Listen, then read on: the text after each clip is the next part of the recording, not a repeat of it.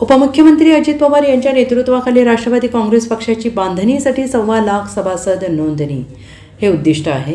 या निवडणुकीत पक्षाची ताकद दाखवून आणि सांगली जिल्हा पुन्हा एकदा राष्ट्रवादीचा बालेकिल्ला बनवण्यात येईल असा विश्वास नूतन जिल्हाध्यक्ष निशिकांत पाटील यांनी व्यक्त केला आहे।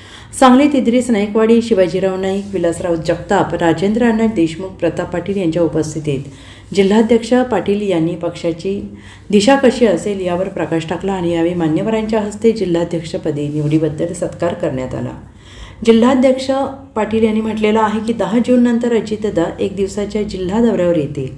त्यात प्रशासकीय प्रलंबित कामांचा आढावा, शेरीनाला, ड्रायपोर्ट आणि विमानतळासह प्रमुख विकास कामांवर चर्चा, त्यानंतर नव्या संपर्क कार्यालयाचं उद्घाटन आणि जिल्ह्यातील प्रमुख घटकांसोबत संवाद, कायदा सुव्यवस्थेचा आढावा घेणे असा कार्यक्रम असेल।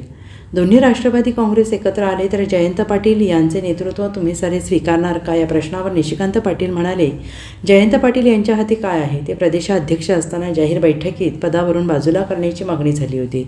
लाखाने निवडून येणारा माणूस 12,000वर आला आहे। लाखाचे 12,000 कसे होतात हे त्यांनी पाहिलेलं आहे, त्यामुळे त्यांच्या नेतृत्वाची चर्चा आम्ही करण्याचं कारण नाही।